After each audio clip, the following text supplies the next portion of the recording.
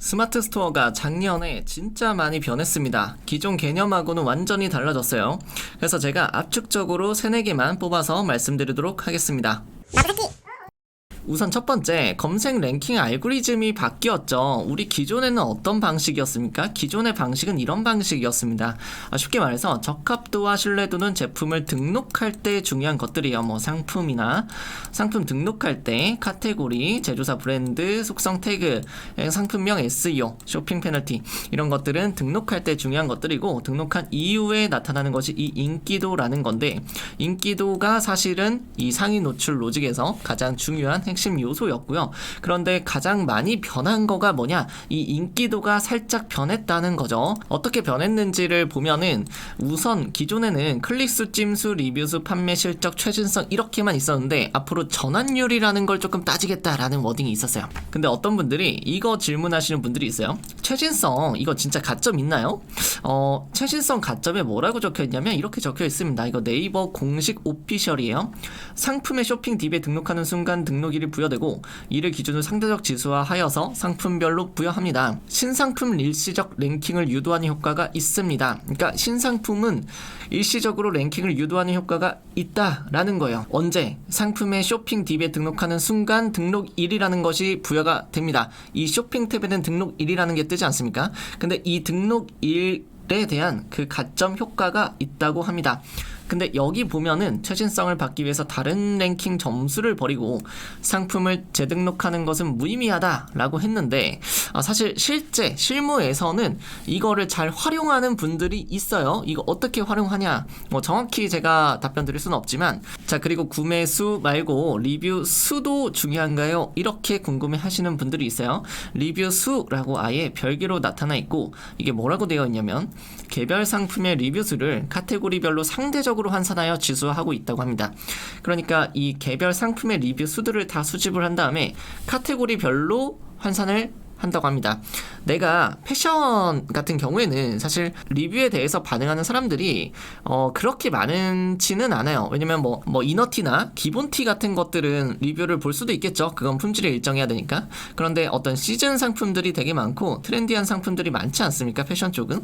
그렇다 보니까 이 리뷰가 많다고 해서 상위에 노출되지 않는다라고 보셔도 좋을 것 같아요. 가중치가 낮다는 뜻입니다. 반대로 가구, 가전 이런 것들은 조금 몇 년 지난 상품임에도 불구하고 상위 노출에 계속 올라가 있죠. 그러니까 이거 같은 경우에는 리뷰 수가 많을수록 그 개별 상품의 그 지수들이 위에 떠 있을 확률이 높다라고 보시면 됩니다. 이미지를 포함한 상품 구매 후기와 사용자 평점 정보를 제공해 달라라고 되어 있습니다. 그런데 이거가 상위 노출에 영향을 미치는 것도 있지만 사용자적인 측면에서도 영향을 미치겠죠. 근데 저는 이걸 떠나서 네이버가 어떤 걸 지금 생각하고 있냐면, 네이버가 주목하고 있는 것 중에 하나가 리뷰를 눌러서 상품을 구매하는 빈도가 높아졌다라는 이 데이터를 가지고 뭔가를 지금 하려고 하고 있어요. 그렇기 때문에 이전에 제가 다뤘던 내돈내산이라든지 그리고 제가 아직은 추측하고 있는 여러 가지 것들이 있는데, 앞으로 플랫폼들은 네이버를 못 따라 할 것 같은 것 중에 하나가 이 리뷰 수입니다. 압도적인 이 리뷰 수가 가장 많기 때문에 이걸 가지고 계속 마케팅을 해서 검색 엔진을 공고히 할 확률이 높습니다. 그렇기 때문에 앞으로는 우리가 상품의 어떤 모습을 보고 상품을 눌렀다면,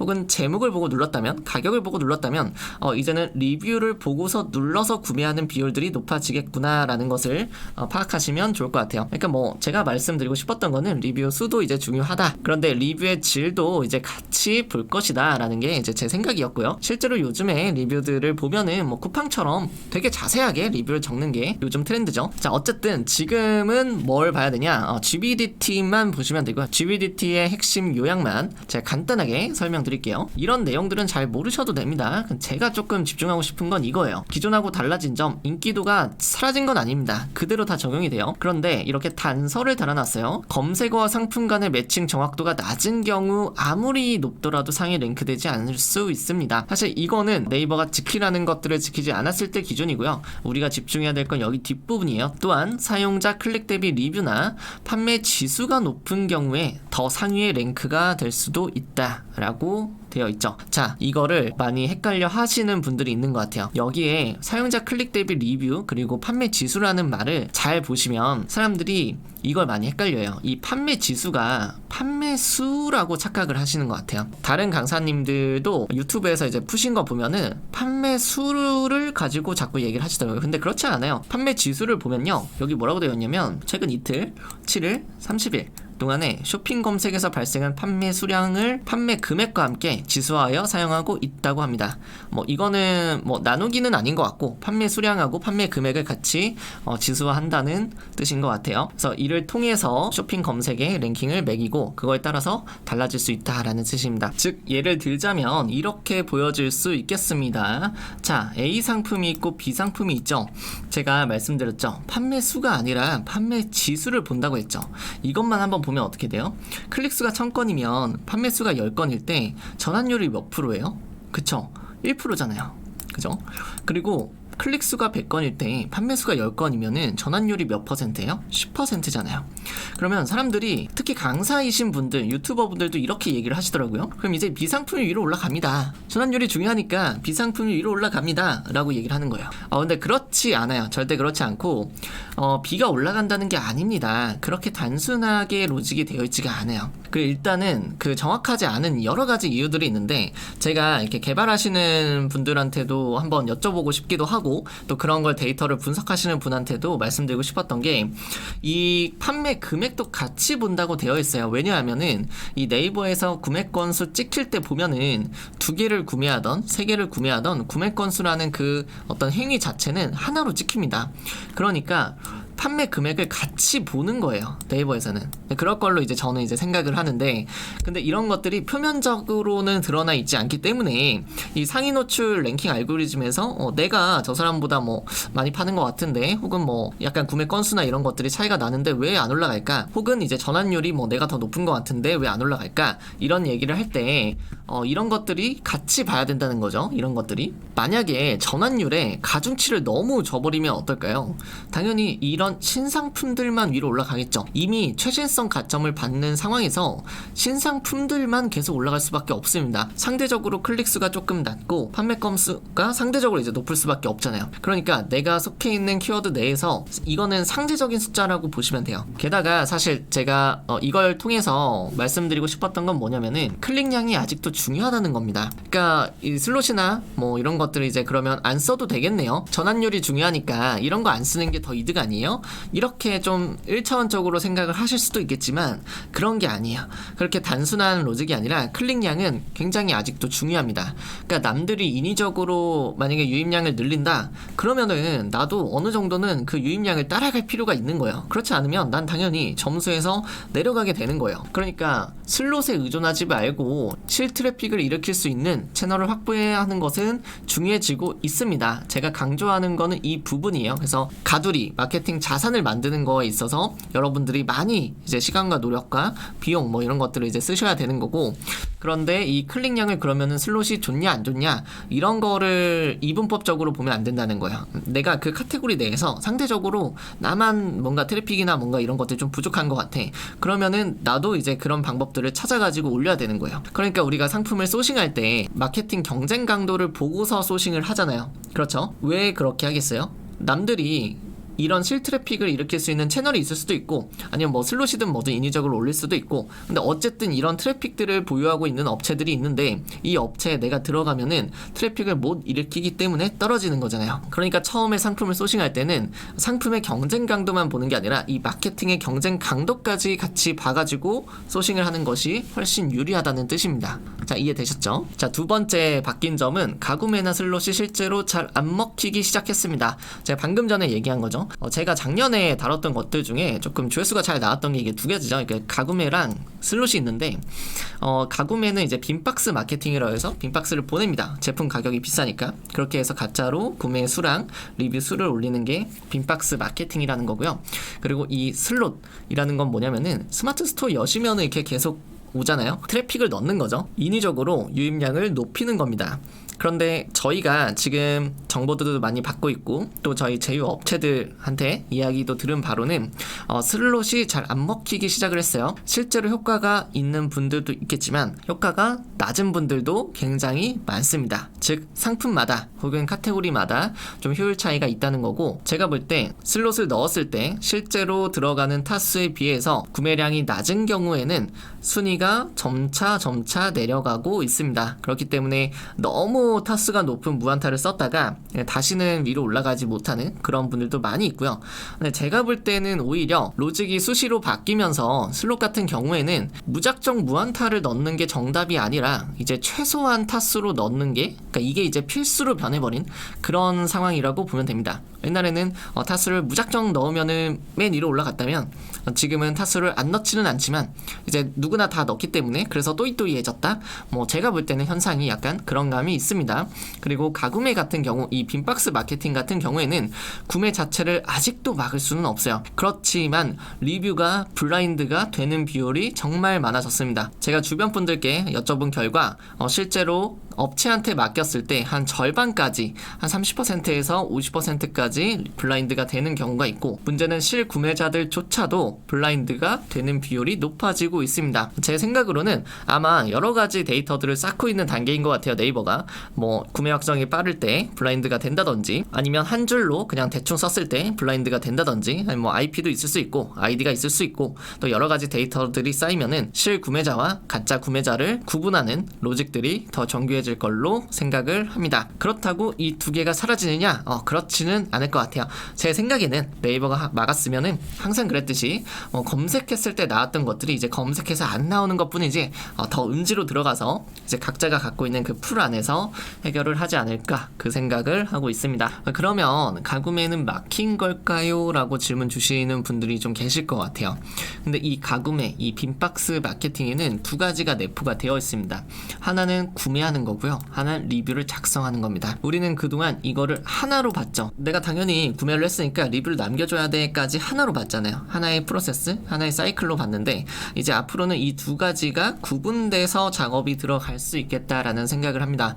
왜냐면 이 구매라는 것은 진짜 말 그대로 이 쇼핑몰 체험을 한 거예요. 구매 자체를 한 겁니다. 근데 이 리뷰라는 것은 블라인드가 되고 있지만 이 가구매라는 것이 막힌 건 아니거든요. 그러니까 이런 것들은 이제 엄연하게 따지면은 앞으로 구분이 돼서 뭔가 서비스가 발전하지 않을까, 그런 생각을 합니다. 자, 그리고 상품명이 갑자기 중요해졌습니다. 세 번째가, 갑자기 왜 상품명이 중요해졌냐면 최근 스마트 스토어 공지를 보면 상품을 분류하는 느낌이 좀 들죠. 그래서 모델명을 쓰라든지 아니면 뭐 색상명을 쓰라든지 대표 이미지랑 상품명을 맞추라든지 여러 가지 지금 제약들을 걸고 있어요. 게다가 원뿔딜 같은 경우에는 총 중량을 표기하라는 말도 있어요. 여기 원래 이 총 2kg 이런 말들이 없었거든요.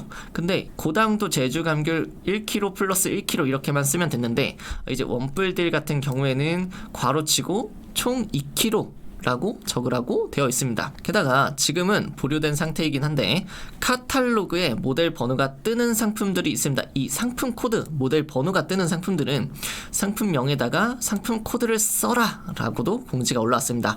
지키지 않으면 어떻게 되죠? 삭제한다고 되어 있었어요. 잘못 쓰면 상품을 삭제시키던 사례들이 있기 때문에 스마트 스토어 공지를 보고서 상품명을 점검해야 되는 시기가 왔습니다. 물론 이게 조금 이슈가 있기 때문에 보류가 된 것 같아요. 상품명 때문에 한번 진짜 대혼란이 온 적이 있었잖아요. 제가 이전에 유튜브에서도 다뤘었고. 근데 잠깐 지금은 과도기 상태인 것 같아요. 하지만 저는 네이버가 이렇게 상품들을 구분을 하고 있는 것 같아요. 분류를 하고 있는 것 같고, 특히 카테고리별로 구분을 하고 있다라는 느낌을 지울 수가 없어요. 이미 트렌드가 빠른 패션 같은 경우에는 로직을 거의 알아낼 수가 없고, 뭐 상위 노출시키는 게 정말 복잡할 정도로 많은 변화들을 주고 있고 계속해서 바뀌고 있습니다. 리스팅되는 기간이 짧기 때문이에요. 그러니까 이렇게 카테고리마다 적용되는 로직들을 다르게 하면은 당연히 이걸 어뷰징하는 업체 입장에서도 조금 까다로울 수밖에 없겠죠. 어느 정도는 네이버가 그런 것들을 고려하고 있다고 생각을 합니다. 자, 원래는 여기서 제가 끝내려고 했는데 이거 하나도 같이 보시면 좋을 것 같아요. 배지들을 잘 활용했으면 좋겠어요. 이 배지가 뭐냐면 오늘 출발이라는 거예요. 그리고 요즘에 이런 거 많이 보셨을 거예요. 쇼핑 탭에 무료 교환 방품이라는 게 생겼습니다. 무료 교환 반품 이거 뭐냐? 이거 반품 안심 케어입니다. 네이버에서 반품 안심 케어 가입하라고 한 번쯤 이렇게 받으셨잖아요, 그죠? 이 반품 안심 케어를 신청한 사업자들은 상품에 이런 배지를 넣을 수가 있습니다. 심지어 뭐 디지털 가전이나 뭐 이런 것들은 당연히 반품 안심 케어가 있을 수 있겠는데, 제가 이렇게 보니까 딸기에도 무료 교환 반품이라는 배지를 넣어주더라고요. 그러니까 사람들이 이런 것들을 보면은 어떻게 되겠어요? 되게 눈길이 많이 가잖아요, 그죠? 실제로 이 배지가 있으면은 클릭률이 높다고 합니다. 제가 봐도 그럴 것 같아요. 상위 노출에 직접적인 영향이 있느냐? 그건 아닙니다. 하지만 사람들이 많이 클릭을 할 수 있는 요소 중에 가장 강력한 요소 중에 하나인 거는 맞는 것 같아요. 우리도 쿠팡에서 로켓 배송 같은 거 볼 때 로켓 배송이라고 적혀 있으면은 거기에 이제 눈길이 가잖아요. 마찬가지로 네이버도 이러한 배지들을 잘 활용해서 눈에 띄게끔 계속 장려를 하고 있습니다. 네이버에 의하면 이런 반품 안심 케어를 사용하게 되면 거래액과 주문 건수가 전년 대비 각각 플러스 30% 그리고 15% 상승했다는 이야기가 있습니다. 네이버 피셜인데 실제로 이거는 충분히 그럴만할 것 같아요. 점점 사람들은 온라인 쇼핑에 익숙해져 있으면서 실패하고 싶지 않아 하고, 또 이 CS나 교환이나 반품에 대해서는 더 쉽게 해주는 사업자들을 찾고 있습니다. 판매자들이 계속 까다로워하는 이유는 쿠팡에서는 계속 교환이나 반품이 조금 자유롭게 이루어지다 보니까 네이버에서도 이런 것들을 의식을 하고 있는 것 같아요. 네이버는 특히 그 자동 수거 지시 같은 게 불가능한 상품들이 많죠. 고객이 반품을 내가 마음대로 하고 싶어도 사실 판매자 입장에서 오케이를 하지 않으면은 반품을 안 해줄 수 있는 것이 사실 네이버 스마트 스토어잖아요. 근데 쿠팡은 그런 게 없죠. 그러다 보니까 네이버가 이런 것들을 다 알고 있어서 반품 안심 케어를 내보냈고, 그럴 수 있는 사람들을 위로 띄워줄 것이다 라는 것이 제 생각입니다. 자, 그리고 제가 추가적으로 또 이야기를 드리자면, 최근에 로켓 배송과 비슷한 도착 보장 서비스가 나왔죠. 네이버에서 로켓 배송 잡겠다고 나온 서비스가 있는데 그게 도착 보장 서비스입니다. 여기도 이렇게 배지가 달려요. 지금은 사실 베타여가지고 원래 탭이 구분이 되어 있었는데 이미 쇼핑 탭하고 연동이 됐더라고요. 아마 다들 모르셨을 수 있을 것 같아요. 그래서 이렇게 이 쇼핑 탭입니다. 실제 쇼핑 탭을 열어보면은 도착 보장 서비스가 엄청 눈에 띄게 잘 보여요. 파란 색깔로 보여요, 심지어. 그리고 날짜까지도 아예 실시간으로 찍혀서 나와요. 그러니까 당연히 클릭률이 올라갈 수밖에 없겠죠. 그래서 오늘 출발, 반품 안심 케어, 도착 보장, 이 제품들이 상대적으로 상위에 있을 거라 예상이 됩니다. 좀 극단적으로 얘기하자면은 올해 말 정도면은 거의 모든 쇼핑 탭이 다 점령이 됐을 수도 있을 것 같아요. 이미 오늘 출발이나 반품 안심 케어 제품들이 상위에 꽉 잡고 있는 카테고리가 굉장히 많습니다. 이게 다 뭐냐? 그러니까 원래는 마케팅 비용을 여기저기 막 다른 데에서 사용을 했잖아요, 우리가. 그런데 네이버는 이 광고 비용을 본인한테 쓰기를 원해요. 당연하죠. 네이버는 광고 회사니까. 그래서 쫙 흡수를 하는데, 쫙 흡수를 어떻게 하냐? 쇼핑 검색 광고, 오늘 출발, 반품 안심 케어, 도착 보장 등등 광고 비용을 흡수를 하고 있습니다. 어떻게 하느냐? 사실 네이버가 공정위한테 과징금을 먹었기 때문에 인위적으로 이걸 서비스를 사용한다고 해서 위로 올려줄 수는 없어요. 하지만 이렇게 배지를 달고 눈에 띄게 하면서 사람들의 클릭률을 유도할 수 있죠. 명분도 너무 이제 좋은 거예요. 오늘 출발하겠다, 반품 안심 케어 있겠다, 도착 보장 서비스 런칭하겠다. 그러니까 이런 서비스들을 이용하는 것들이 비용이 이제 많이 들겠죠. 그러니까 다른 데 광고하지 말고 그냥 여기다가 광고비 쓰세요 라고 하는 거예요. 쿠팡하고 좀 비슷해지는 거죠. 저는 이런 현황들이 하나가 있는 것 같고, 또 하나가 시장 경제가 그렇게 좋지 않기 때문에, 뭐 이거는 우리나라뿐만이 아니라 이제 글로벌적인 문제죠. 거기서부터 금리 인상이 올라가면서 우리나라도 같이 금리가 인상이 되고, 물가가 인플레이션이 심해지면서 커머스 쪽에서 원가는 이제 올라갔고, 근데 또 이제 매출은 떨어지고, 그런 상황들이 예상이 됩니다. 그러니까 이럴 때 어떻게 해야 되는가, 이런 저성장 시대를 앞뒀을 때 마케팅을 어떻게 행위를 해야 되는 건지, 그거에 대한 부분은 제가 다음 영상에서 한번 공유하도록 하겠습니다. 자, 그러면 오늘 이렇게 2023년 상위 노출 알고리즘을 한번 살펴봤는데, 사실 네이버의 변화에 따라서 잘 움직이는 것이 가장 좋은 방법인 것 같아요. 경영이라는 것은 한정된 자원을 어떻게 재분배하느냐의 게임이기 때문에 이런 서비스들이 나왔을 때 내가 여력이 된다면 적극적으로 이용할 필요가 있다고 생각이 듭니다. 자, 그러면 저는 다음 영상에서 더 유익하게 다시 돌아오겠습니다. 감사합니다.